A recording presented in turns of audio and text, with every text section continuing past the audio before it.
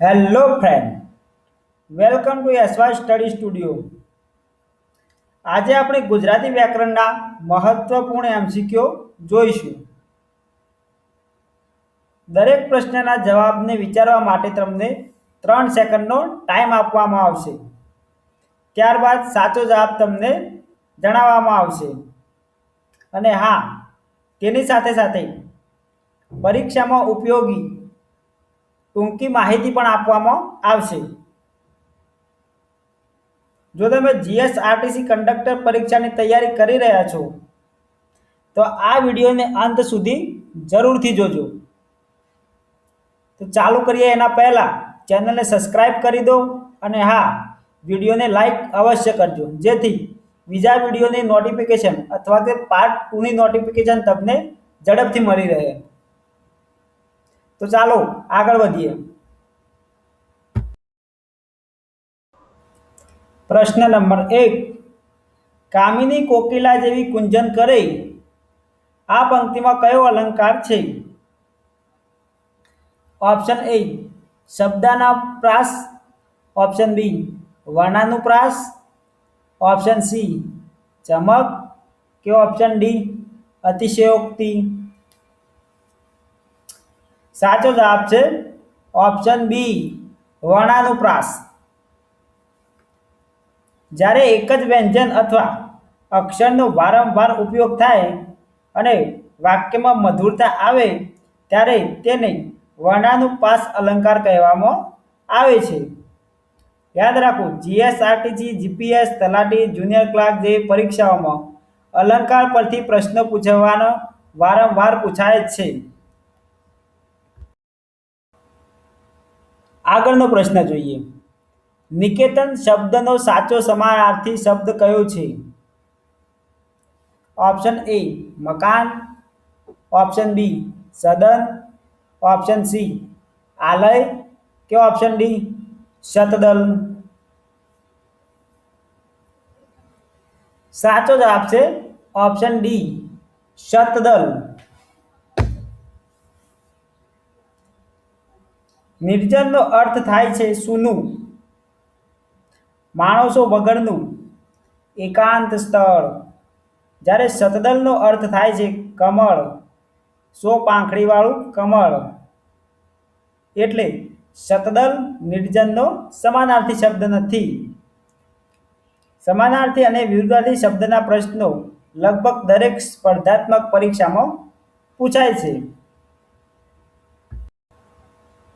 આગળનો પ્રશ્ન છે, પ્રેમદાસ શબ્દનો સમાસ ઓળખાવો. ઓપ્શન એ તત્પુરુષ, ઓપ્શન બી મધ્યમ પદ લોપી, ઓપ્શન સી ઉપપદ કે ઓપ્શન ડી કર્મધારય. સાચો જવાબ છે મિત્રો ઓપ્શન સી ઉપપદ.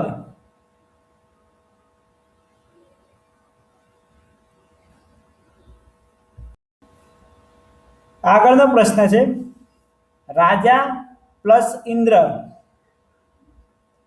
રાજેન્દ્ર એટલે શું આવે? આ કઈ સંધિ છે?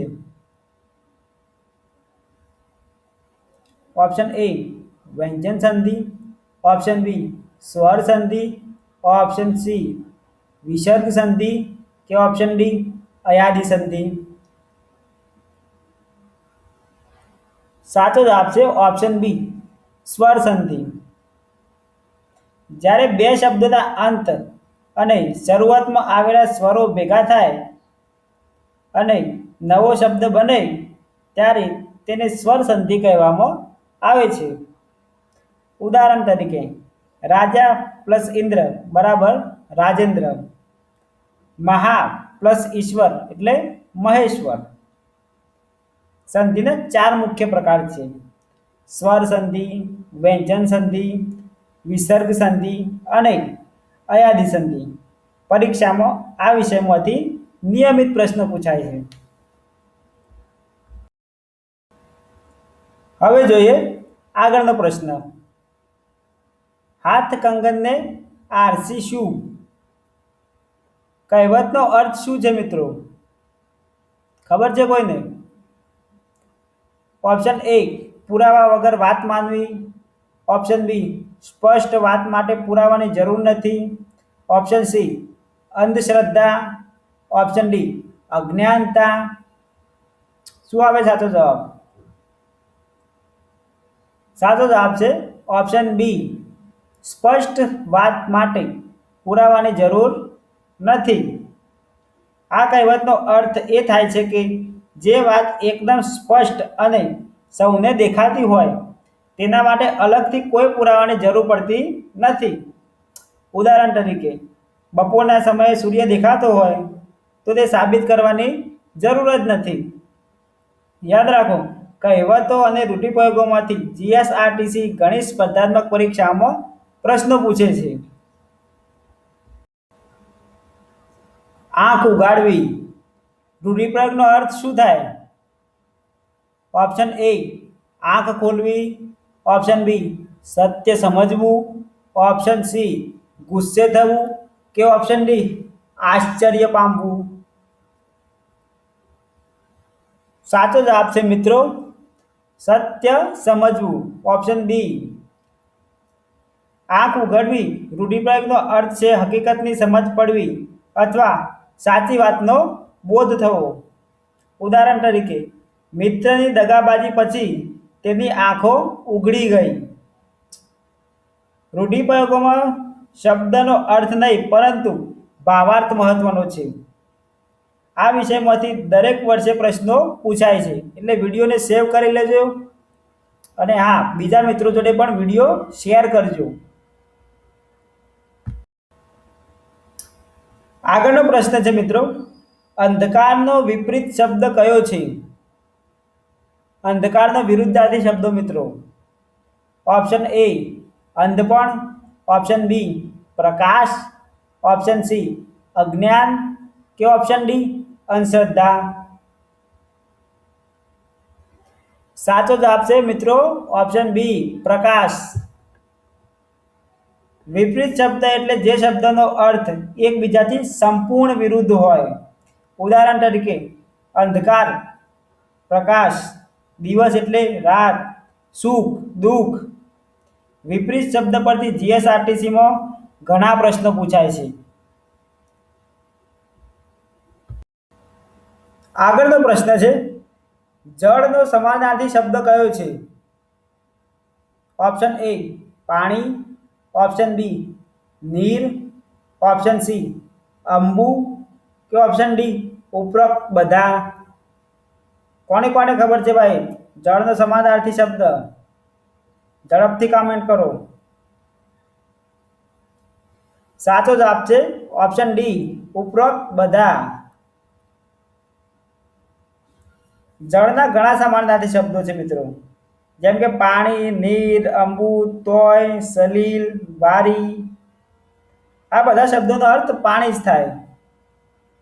સમાનાર્થી શબ્દોમાંથી પરીક્ષામાં સીધા પ્રશ્નો પૂછાય છે, તેથી આવા મહત્વના શબ્દો યાદ રાખવા ખૂબ જ જરૂરી છે. આગળનો પ્રશ્ન છે, રામે રામને કહ્યું. આ કયો અલંકાર છે? રામે રામને કહ્યું. ઓપ્શન એ યમક, ઓપ્શન બી રૂપક, ઓપ્શન સી અતિશયોક્તિ કે ઓપ્શન ડી અનુપ્રાસ. સાચો જવાબ છે મિત્રો ઓપ્શન એ યમક. યમક અલંકારમાં એક શબ્દ એકથી વધુ વખત આવે છે, પરંતુ દરેક વખત તેનો અર્થ અલગ હોઈ શકે છે અથવા તે વાક્યમાં અલગ ભૂમિકા ભજવે છે. ઉદાહરણ તરીકે રામે રામને રાખ્યું, રામે રામને રામ કહ્યું. અહીં રામ શબ્દ 3 વખત આવ્યો છે, તેથી આ યમક અલંકાર છે. અલંકારમાંથી યમક, અનુપ્રાસ, રૂપ અને ઉપમા ખૂબ મહત્વના છે અને પરીક્ષામાં વારંવાર પૂછાય છે. આગળનો પ્રશ્ન છે, સૂર્યોદયનો વિગ્રહ શું છે? ઓપ્શન એ સૂર્ય પ્લસ ઉદય, ઓપ્શન બી સૂર્ય પ્લસ દય, ઓપ્શન સી સૂર્ય પ્લસ દયા કે ઓપ્શન ડી સૂર્યપસ્ત દયન? સાચો જવાબ છે ઓપ્શન એ સૂર્ય પ્લસ ઉદય. વિગ્રહ એટલે સંયુક્ત શબ્દને તેના મૂળ શબ્દમાં અલગ પાડવો. સૂર્યોદય એટલે સૂર્ય પ્લસ ઉદય. રાજપુત્ર એટલે રાજાનો પુત્ર. ગૃહ પ્રવેશ એટલે ગૃહમાં પ્રવેશ. સમાસ અને વિગ્રહના પ્રશ્નો જીએસઆરટીસી, તલાટી, જુનિયર ક્લાર્ક અને જીપીએસસી જેવી પરીક્ષામાં ખૂબ જ મહત્વના છે.